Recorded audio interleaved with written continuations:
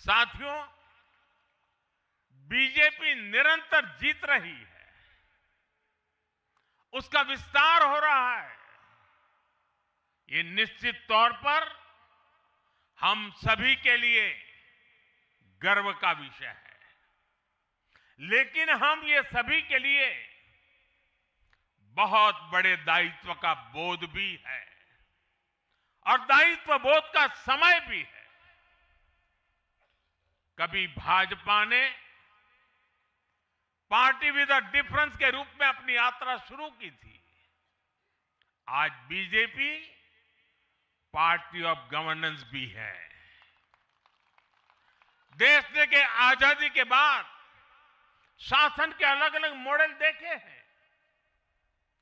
कांग्रेस के परिवारवाद का मॉडल, लेफ्ट का मॉडल, क्षेत्रीय दलों का मॉडल, अस्थिर सरकारों का दौर, ये सब मॉडल देख चुका है। लेकिन आज देश स्थिरता, सुशासन और संवेदनशीलता वाला भाजपा का विकास मॉडल देख रहा है।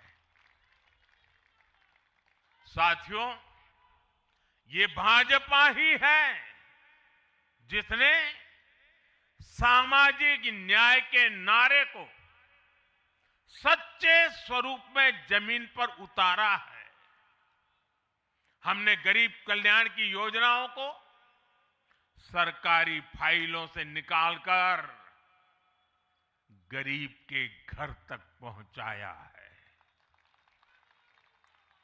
साथियों, मैं आपको कुछ उदाहरण देता हूं।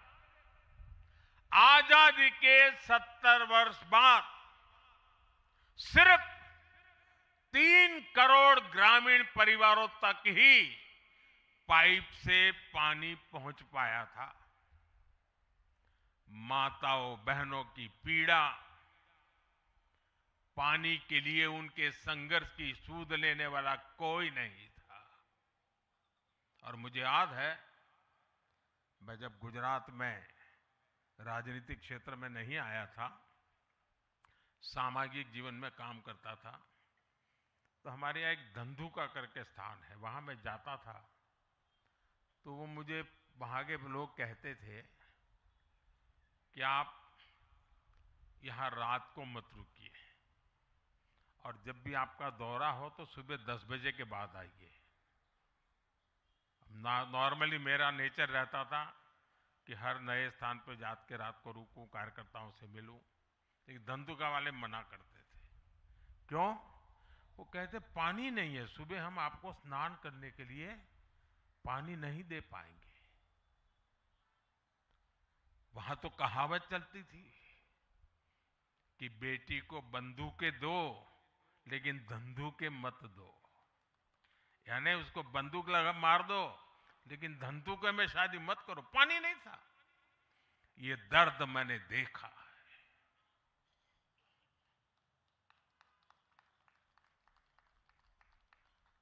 मैं धरती की सच्चाई से जुड़ा था।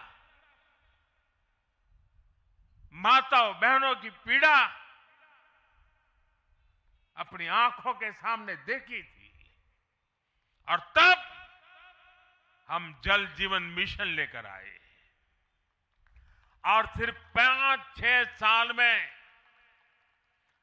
12 करोड़ से ज्यादा परिवारों को नल से जल की सुविधा से जोड़ा।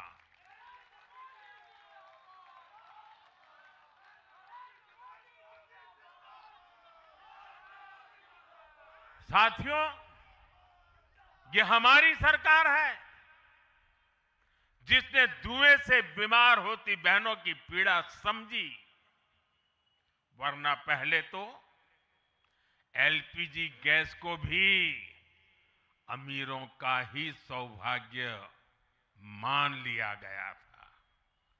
भाजपा ने पूरी संवेदनशीलता के साथ हर घर को एलपीजी गैस कनेक्शन से जोड़ने का अभियान चलाया। वर्ष 2014 तक जहां सिर्फ 14 करोड़ एलपीजी कनेक्शन थे, आज देश में 33 करोड़ से अधिक गैस कनेक्शन है। ऐसे ही गांव की बहनों को लखपति दीदी बनाने का अभियान है। ये भी इसलिए संभव हो पाया क्योंकि भाजपा बहनों बेटियों के सपनों के प्रति संवेदनशील है। साथियों, एक जमाना था हम भी सुनते थे कि फलाना परिवार वो तो लखपति परिवार है, ढीकना परिवार लखपति परिवार है, यानी लखपति होना बहुत बड़ी बात मानी जाती थी। ये मोदी है जो सपने देखता है कि मेरे गांव की गरीब मां भी लखपति दीदी बनेगी।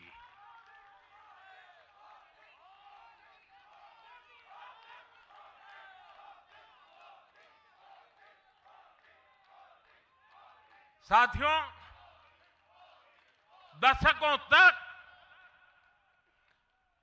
आदिवासी समाज को सिर्फ वोट बैंक से जोड़कर देखा गया, लेकिन संवेदनशील भाजपा ने, भाजपा के हमारे संस्कारों ने समाज के प्रति समान भाव की हमारी परंपरा के कारण भाजपा ने आदिवासियों में भी सबसे पिछड़ी जनजातियों की पीड़ा को समझा।